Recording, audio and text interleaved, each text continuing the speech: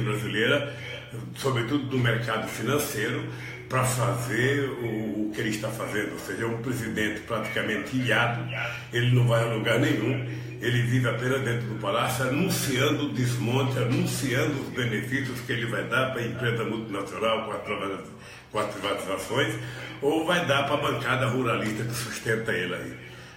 Isso tem que ser desmontado para que o povo brasileiro volte a valorizar a democracia, volte a sentir o prazer de ver o Brasil recuperar a autoestima, volte a sentir o prazer de ver o Brasil voltar a crescer economicamente, volte a ver o Brasil crescer gerando emprego, aumentando o salário, que é isso que interessa ao povo brasileiro nesse momento. Presidente, em relação a essa articulação que o senhor cita, não é semelhante ou igual à articulação que era realizada em governos anteriores, o do senhor, desse presidente o governo FHC? Essa articulação não é a mesma prática que pode ser questionada, né? Mas não é a mesma coisa, a articulação do Executivo com o Congresso? Não, veja, o Congresso, você se relaciona com o Congresso que existe. Você não tem como mudar o Congresso. O Congresso, ele foi eleito em 2014, sabe, ele está aí, ele tem legitimidade eleitoral porque foi eleito. Entretanto, o governo não é obrigado a fazer as concessões que o governo está fazendo ao Congresso Nacional. O que é muito grave é que sai muito caro para a nação brasileira essa subordinação que o governo tem ao Congresso Nacional. Eu sempre ouvi dizer, desde o tempo do saudoso Ulisses Guimarães, que o Congresso adora presidentes fracos. Eles adoram, porque quanto mais fracos os presidentes, mais eles podem enfiar, sabe, a goela abaixo um monte de coisa. E o Temer é um presidente muito fraco do ponto de vista da opinião pública, é um presidente que tem apenas 3% de aceitação, 97% de rejeição, ou seja, então o Congresso Nacional aproveita essa fragilidade para impor aquilo que quer e exigir que o governo faça coisas que no Estado democrático ele não faria. Ou seja, a verdade é que a Dilma estava fragilizada também, ou seja, como a Dilma não aceitava fazer o jogo do Congresso Nacional, como a Dilma não aceitava fazer o jogo do mercado, eles inventaram a pedalada para afastar a Dilma. Pois bem, com o Temer, sabe, eles estão exigindo e o Temer está cumprindo à risca tudo aquilo que o mercado quer que seja feito.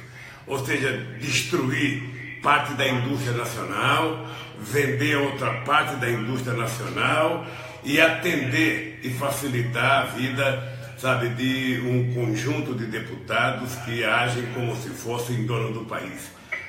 Portanto, eu acho que você pode fazer articulação política, mas você não pode vender a alma ao diabo. O senhor fez um governo com 8 anos de superávit primário, lucros, recortes de bancos e também no mercado financeiro. Não é estranho a taxação de que o PT é comunista? Deixa eu lhe falar uma coisa, meu caro Rubens. Veja, eu fiz um governo em que foi um dos melhores períodos da história do país, em que todos ganharam os empresários, ganharam os trabalhadores, ganharam os aposentados, ganharam todos. O Brasil ganhou, nós chegamos a um fluxo na balança comercial de 482 bilhões de dólares. O Brasil tinha respeitabilidade no mundo inteiro, o Brasil era tratado como protagonista internacional e o Brasil viveu um momento extraordinário, ou seja, que foi gerado praticamente mais de 20 milhões de empregos em 14 anos que o PT governou o país. É só importante lembrar, Salomão, para os políticos do estado de Goiás e do Brasil, que quando eu deixei a presidência da República em 2010, eu tinha 87% de bom e ótimo, 10% de regular e 3% de ruim péssimo. E que não teve um único político no Brasil que tinha coragem naquele momento de fazer qualquer campanha contra o Lula. Só para você ter ideia, o candidato a presidente que concorreu contra Dilma, que era o atual senador José Serra, ele começou a campanha com a fotografia minha dizendo que era meu amigo. numa demonstração de que a inflação estava controlada, de que o PIB estava crescendo 7,5% e que o varejo estava crescendo a 12%. Ou seja, não houve melhor momento na história do Brasil do que aquele momento em que todos efetivamente estavam com a autoestima muito elevada. Eu acho que o que está acontecendo hoje é que há uma propaganda de que a economia está sendo recuperada, uma coisa muito forçada, porque a verdade é que o PIB caiu 8,7%, sabe? Nós chegamos ao fundo do poço, não tem mais onde cair, então é normal que a economia comece a se recuperar um pouco, ou seja, mas ainda está muito longe, mas muito longe da gente voltar ao patamar que a gente tinha em 2008, 2009, 2010, 2011, 2012. Falta muito. Sabe? Então, obviamente que eu fico torcendo para o Brasil dar certo, porque quando o Brasil dá errado, quem paga o pato é o povo, quem paga o preço é o povo, quem fica desempregado é o povo, quem ganha mal é o povo, quem passa fome é o povo, quem passa necessidade é o pequeno e médio produtor. Então, obviamente que eu quero que o Brasil dê certo. Mas com esse governo vendendo patrimônio público construído, tentando desmontar o Banco do Brasil, tentando desmontar a Caixa Econômica Federal, tentando vender a Eletrobras, tentando desmontar o BNDES, o Brasil não vai a lugar nenhum. O Brasil precisa de instrumentos de política econômica que possa ajudar o governo a ser indutor do desenvolvimento. O governo não tem que ser empresário, o governo não tem que ser o empregador, o governo tem que ser o indutor da economia. E é por isso que eu falo concretamente que a Petrobras ela não é apenas uma empresa de petróleo.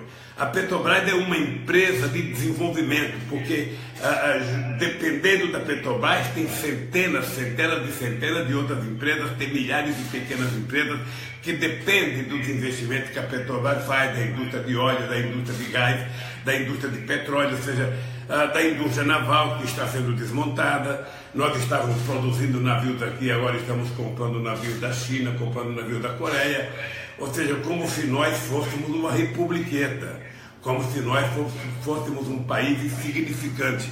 Então, esse desmonte que eles estão fazendo, segundo o ex-governador Requião e senador Requião, ou seja, nos próximos 20 anos, o prejuízo que essa política está dando ao país é de mais de R$1 trilhão. Então, quem vai pagar o preço é o povo brasileiro. Por isso que nós nos colocamos contra e por isso que nós queremos que tenha uma política de desenvolvimento. Eu não tenho nada contra todos ganharem um pouco. O que eu tenho contra é só alguns ganharem e a maioria não ganha nada, como está acontecendo hoje. Presidente, falando sobre o processo de 2018, é possível falar em aliança do PT com o PMDB em alguns estados no ano que vem, inclusive aqui em Goiás, com Marquinhos Vilela, Daniel Vilela? Olha, eu não faz tempo que eu não tenho contato com o PMDB de Goiás. Eu tenho uma belíssima relação com o Marquinhos Vilela de há muito tempo, desde o tempo que ele era governador, desde o tempo que ele foi constituinte. Mas faz tempo que eu não tenho contato, eu não sei quais são as perspectivas de aliança no estado de Goiás. Veja, deixa eu só dar um dado para você, Rubens, que isso é importante para tentar politizar o povo. O importante na vida política de um país ou de um partido político é que esse partido pudesse sozinho eleger a maioria de governadores, de deputados, de senadores e ainda eleger o presidente da República, correto? Isso é muito difícil. A segunda coisa mais ou menos ideal seria que o PT fizesse uma aliança com as esquerdas e junto nós elegêssemos mais governadores, mais deputados, mais senadores. Também é difícil. O terceiro é que o povo brasileiro elegesse só gente da maior dignidade, gente ética, gente, comprometida com o povo brasileiro para facilitar a sua aliança. O quarto é que se você ganhar as eleições, você tem que fazer aliança com quem ganhou as eleições para você construir a maioria para você governar. Ora, veja, um candidato como eu precisa menos fazer aliança para ganhar as eleições do que para governar. Porque quando você ganha, você vai ter que construir maioria no Senado, você vai ter que construir maioria na Câmara e você vai conversar com quem existe. Seja o PSOL, seja a Rede, seja o PR, seja o PTB, seja o PTB, seja o PDT, seja o PMDB, você vai ter que conversar com os deputados e senadores eleitos. É assim, você pode fazer aliança programática. Aliança não precisa ser aliança espúria, aliança por cargo. Você faz uma aliança programática. Olha, nós vamos fazer uma aliança, vamos cumprir tal programa e assume esse compromisso publicamente com a sociedade brasileira. É assim que você governa um país do tamanho do Brasil. Alguém dizer que vai governar o Brasil sem fazer nenhuma aliança política, essa pessoa está mentindo antecipadamente. Porque não é possível a gente achar que alguém pode governar sem ter a construção de uma governança dentro do Congresso, dentro da Câmara, dentro do Senado. O que você pode é fazer uma aliança programática, fazer por escrito quais são os compromissos dos partidos políticos e você, a partir desses compromissos, o povo saber cada coisa que vai ser aprovada e cada coisa que vai ser feita. Isso você pode fazer e é isso que nós iremos propor, sabe, inclusive para aprovar o referendo revogatório, que é a autorização para você mudar algumas coisas que foram feitas no governo Temer.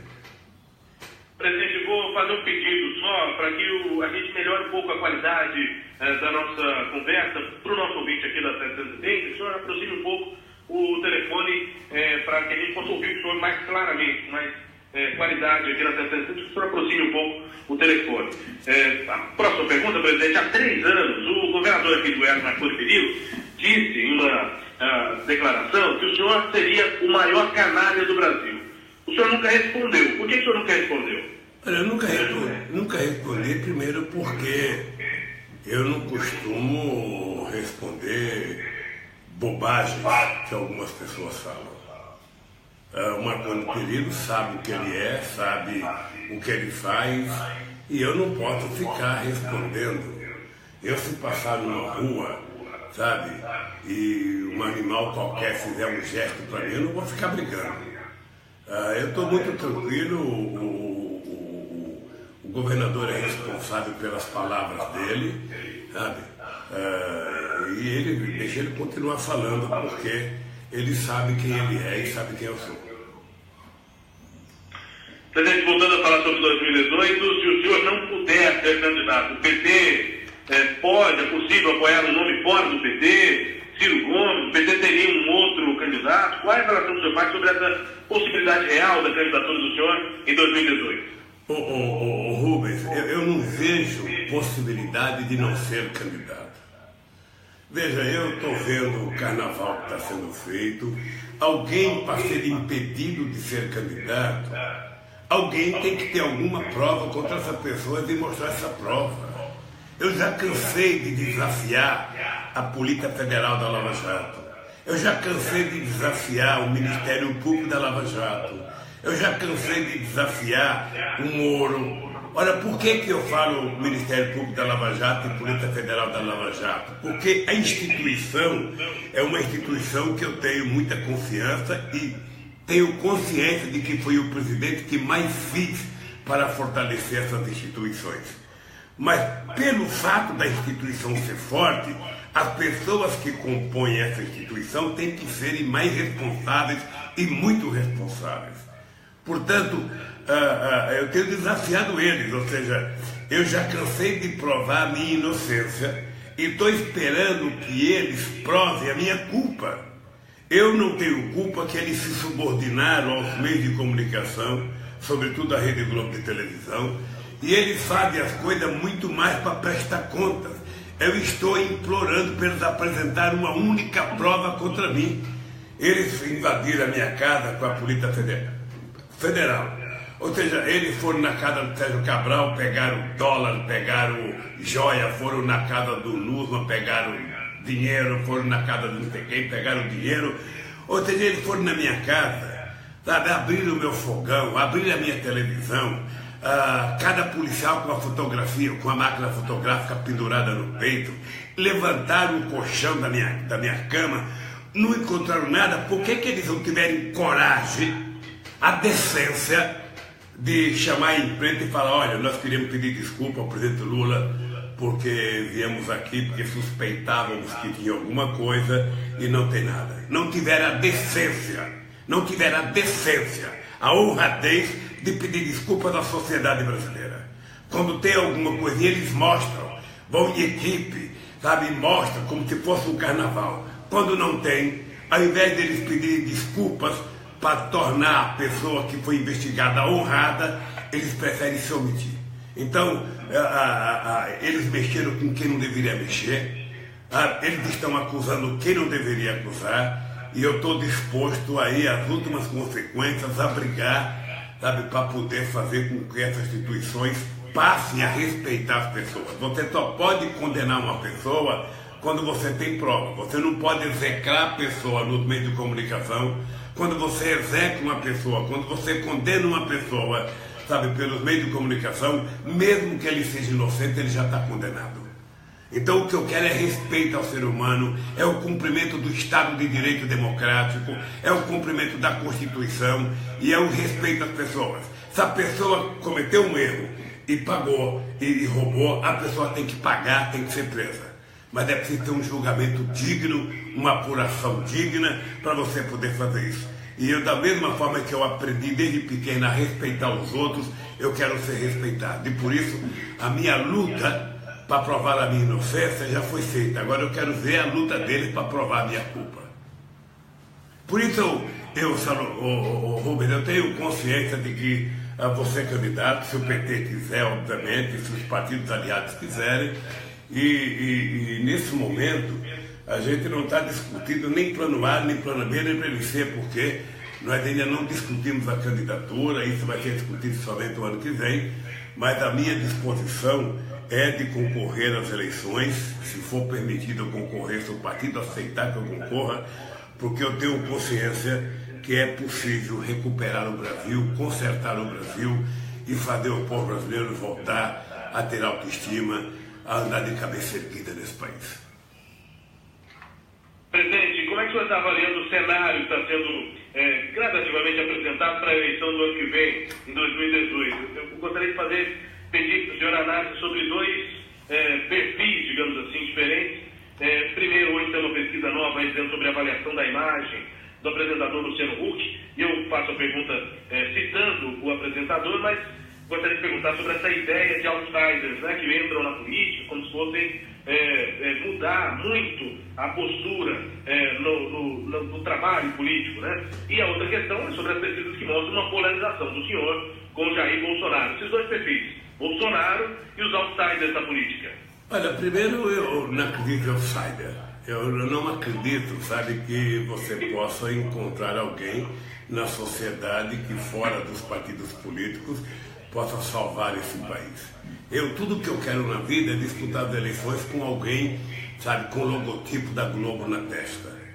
Sabe? Tudo que eu quero disputar é com candidatura da Globo.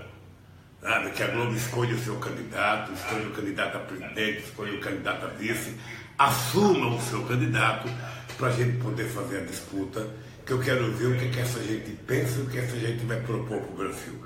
A segunda coisa é que eu acho que o Bolsonaro tem direito de ser candidato. Ele já é candidato, ele já é deputado há 7 mandatos. Ou seja, são quase 28 anos de mandato e ele diz que não é político.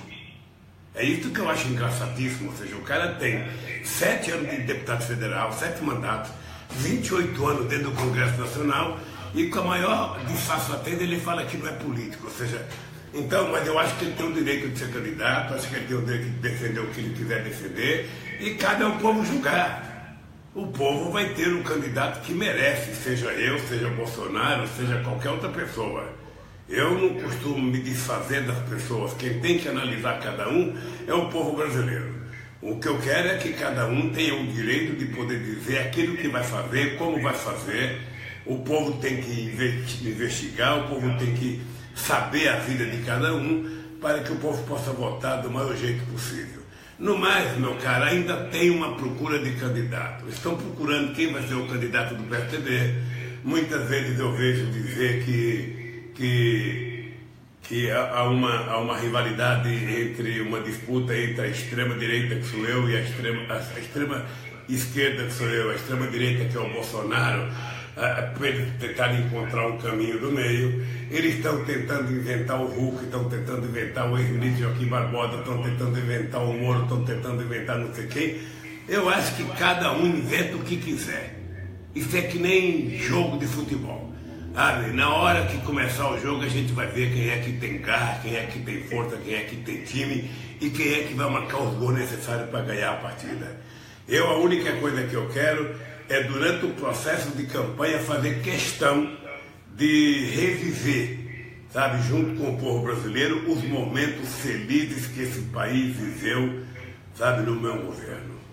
Esse país de esperança, esse país de realizações, esse país de Bolsa Família, esse país de luz para todos, esse país de FIED, esse país de Brasil Sorridente, esse país de SAMU, esse país de mais médicos, esse país, sabe, do Minha Casa Minha Vida, esse país do Pronatec, do ProUni, sabe? Essa coisa maravilhosa que fez o país crescer, se desenvolver e fez todo mundo acreditar que era possível esse país finalmente ser um país desenvolvido. Eu sonhava em 2008 que o Brasil iria chegar a ser a 5ª economia do mundo. Sonhava, estávamos perto, estávamos passando a Inglaterra. Lamentavelmente, isso não aconteceu e está desandando, mas eu acredito piamente que é possível recuperar e fazer o país voltar a crescer.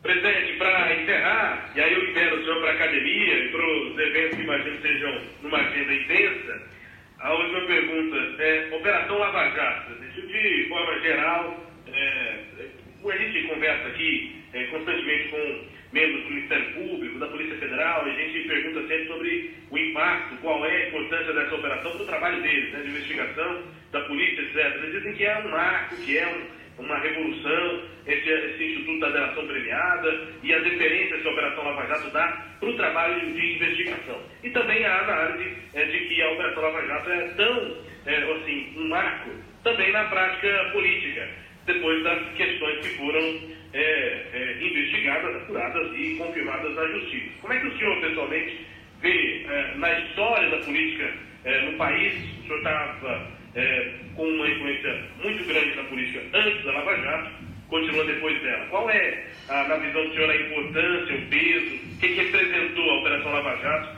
na história do país? Veja, primeiro eu tenho orgulho, Rubem, de ser o presidente da República e depois da companheira Dilma Rousseff também, de termos criado todos os instrumentos necessários para que o Brasil pudesse fazer um grande combate à corrupção. Não tem uma lei, não tem uma coisa que tenha sido feita de melhoria do funcionamento da Polícia Federal, de autonomia do Ministério Público, sabe, de investimento na inteligência da Polícia Federal, da aprovação da lei, sabe, das delações premiadas. Tudo isso é coisa do PT. Portanto, nós estamos muito à vontade para discutir esse assunto. O que é grave na Lava Jato? O que é grave é que na hora que o juiz, o delegado, os promotores se confundem, hoje você não sabe quem investiga, você não sabe quem denuncia, você não sabe quem julga, porque virou tudo a mesma coisa. Tá? E subordinaram as investigações das denúncias da polícia, porque a tese do juiz Moro é de que se a imprensa não estiver denunciando, se a imprensa não estiver condenando, é difícil condenar. Quando eu acho que, na verdade, você tem que investigar com base nos autos do processo. Você não pode prender um cidadão, e a delação premiada não deveria prever isso, e ficar pressionando as pessoas. Você sabe quantas pessoas estão presas e são obrigadas a irem prestar depoimento e eles dizerem, fala o nome do Lula, e o Lula, diz que o Lula sabia, fala alguma coisa do Lula. Todo dia eu recebo informações de advogados, todo dia eu recebo informações de gente que foi prestar depoimento, de gente que queria fazer delação premiada, e eles dizem, e o Lula? Se não disser o nome do Lula, não vale a delação premiada. Eu desafio quem está preso, quem está solto, desafio alguém, algum empresário, algum governador, algum deputado, alguém dizer o seguinte, um dia o Lula conversou comigo sobre 50 centavos. Um dia eu dei 10 centavos para o Lula. Eu tenho desafiado essas pessoas. Então eu acho que a operação de apurar a corrupção nesse país é uma necessidade e ela é eterna. Ela é eterna, a não ser que um dia a gente consiga acabar com a corrupção no planeta. O que ela não pode é ter um viés político. E eles começaram mentindo. Qual é o grave? É que o procurador Dallagnol inventou uma mentira. Ele deve ter ido passear na Disney, deve ter naquele carrossel, sabe, construído um PowerPoint, sabe? E ele inventou uma história. Inventou uma história que o PT foi criado para ser uma organização criminosa, que o PT queria ganhar as eleições para roubar o Brasil, depois o PT ganhou as eleições, o PT montou uma coisa para roubar, e aí ele tenta jogar todas as coisas para tentar provar a tese dele. A tese dele é mentirosa. O PowerPoint é mentiroso, é uma peça de ficção que não se sustenta, sabe, juridicamente, que não tem nenhuma coisa concreta, a não ser a fantasia da cabeça dele. Eu vou te dar um exemplo. Eu fui condenado a 9 anos pelo triplex. Na sentença, o Moro reconhece que o triplex não é meu, reconhece que não tem dinheiro da Petrobras, mesmo assim ele me condenou. E você está lembrado que quando eu fui na audiência, eu disse para o Moro, você não tem como não me condenar porque você está preso à imprensa. Está preso ao pacto que foi feito com a Globo. Vamos ver se agora eles vão investigar a Globo. Vamos ver se agora eles vão ter a mesma severidade que tiveram comigo, se eles vão ter com a Globo para apurar essa denúncia sobre a corrupção do esporte. De forma, meu caro, de forma que é o seguinte, ninguém, desde que foi proclamada a República desse país, fez mais para combater a corrupção do que o PT. Ninguém. O Ministério Público sabe disso, a Polícia Federal sabe disso, o Moro sabe disso, e acho, Rubens, que você deve saber disso. Ninguém fez mais do que o PT para apurar a corrupção. E nós queremos que apure. Agora é preciso que a gente puna apenas aqueles que são culpados. Eu quero que a severidade puna os culpados e inocente aqueles que são inocentes. O que eu não quero é que se puna inocentes e se absolva culpados. Portanto, meu caro, eu estou com a minha consciência tranquila, sei o que precisa ser feito nesse Brasil, sei o que conversar com esse povo e com muita tranquilidade. Eu quero reivindicar ao PT o direito de ser candidato a presidente da República em 2018, porque tenho consciência que quem já conseguiu salvar o Brasil uma vez, pode salvar o Brasil pela segunda vez.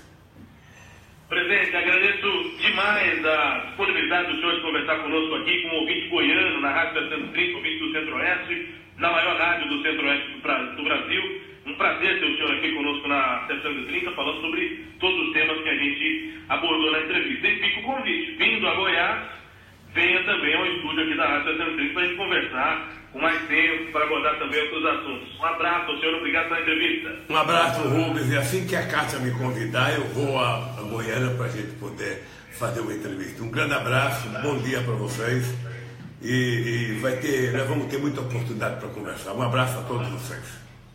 Um abraço. A Kátia Maria, presidente do PT Regional, está aqui no estúdio também acompanhando a entrevista. Já fica o convite, né? Dê um beijo nela por mim. Já está o convite feito também. Estamos bastante nosso tempo para falar.